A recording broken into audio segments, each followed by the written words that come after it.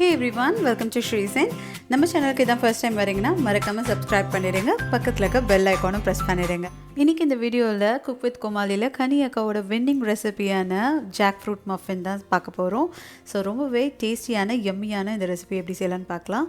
இதுக்கு நான் கொஞ்சம் ஜாக்ஃப்ரூட் எடுத்துருக்கிறேன். இந்த பலாப்பழத்தை நல்லா கட் பண்ணிவிட்டு இதில் கொஞ்சமாக பால் ஆட் பண்ணி இதை நல்லா அரைச்சி எடுத்துக்க போகிறோம். ஸோ இந்த மாதிரி அரைச்சி இதை எடுத்துக்கலாம்.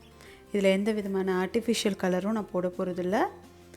ஸோ நெக்ஸ்ட்டு ஒரு 3 முட்டை எடுத்திருக்கேன். முட்டை வேணாம் அப்படின்னா நீங்கள் திக்கான தயிர் ஒரு 1/2 கப் சேர்த்துக்கலாம்.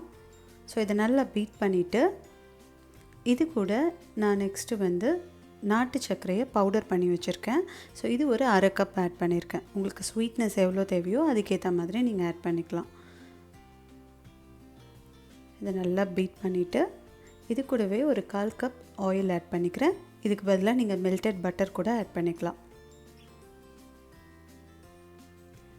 நெக்ஸ்ட்டு நம்ம அரைச்சி வச்ச ஜாக் ஃப்ரூட் பியூரியை ஆட் பண்ணிக்கலாம். இப்போது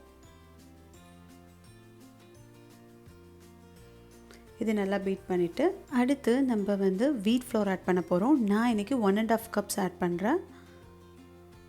இது கூட 1 ஸ்பூன் பேக்கிங் பவுடர் ஆட் பண்ணிக்கிறேன்.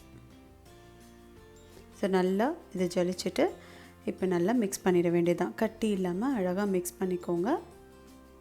இது மாவு ரெடி பண்ணும்போதே நான் அவனை ப்ரீஹீட் பண்ணி வச்சுட்டேன்.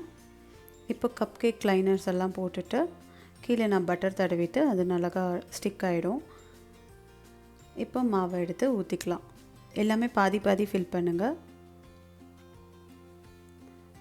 இது நல்லா ஒரு 2 வாட்டி டேப் பண்ணிவிட்டு அவனுக்குள்ளே வச்சிடலாம். ஸோ நான் ஒரு 20 மினிட்ஸு 180 டிகிரி செல்சியஸில் பேக் பண்ணி எடுக்க போகிறேன். அதுக்குள்ளே விப்பிங் க்ரீம் ரெடி பண்ணிடலாம். இன்றைக்கி நான் பவுடர் விப்பிங் க்ரீம் தான் எடுத்திருக்கேன். ஸோ இந்த பவுடரில் 1/2 கப் மில்க் ஆட் பண்ணணும். நான் ஃபஸ்ட்டு ஒரு 1/4 கப் ஆட் பண்ணிவிட்டு அடுத்து கொஞ்சம் கொஞ்சமாக ஆட் பண்ணலாம்.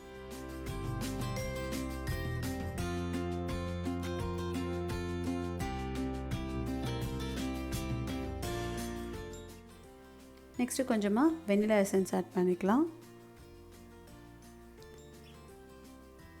அது கூட சுகர் ஒரு 2 ஸ்பூன் அளவுக்கு நான் ஆட் பண்ணுறேன். ஸோ உங்களுக்கு எவ்வளோ ஸ்வீட்னஸ் வேணுமோ அதுக்கேற்ற மாதிரி மாற்றிக்கோங்க. ஃபஸ்ட்டு நல்லா ஹை ஸ்பீடில் பீட் பண்ணிவிட்டு அதுக்கப்புறமா நான் ஸ்பீடை கம்மி பண்ணியிருக்கேன். ஸோ இந்த மாதிரி சாஃப்ட் பேக் வர வரைக்கும் பீட் பண்ணி எடுத்து வச்சுக்கலாம். ஸோ இதை ஃப்ரிட்ஜில் வச்சிடலாம். நம்ம அவனை செக் பண்ணி பார்த்தா மஃபின்ஸ் எல்லாம் சூப்பராக ரெடியாக இருக்குது. இதை எடுத்து இது கூல் ஆகட்டும். ஸோ அதுக்கு முன்னாடி நல்லா வெந்திருக்கான்னு செக் பண்ணிடலாம். இதுக்கப்புறம் நம்ம டெக்கரேஷன் பண்ணிடலாம்.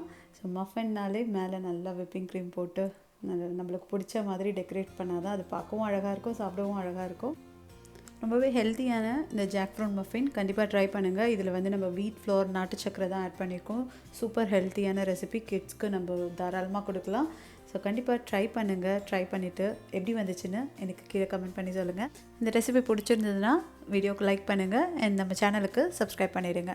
ஸோ வேறு ஒரு ஹெல்த்தியான ரெசிபியில் நெக்ஸ்ட் வீடியோவில் பார்க்கலாம். தேங்க்யூ ஃபார் வாட்சிங். பாய்.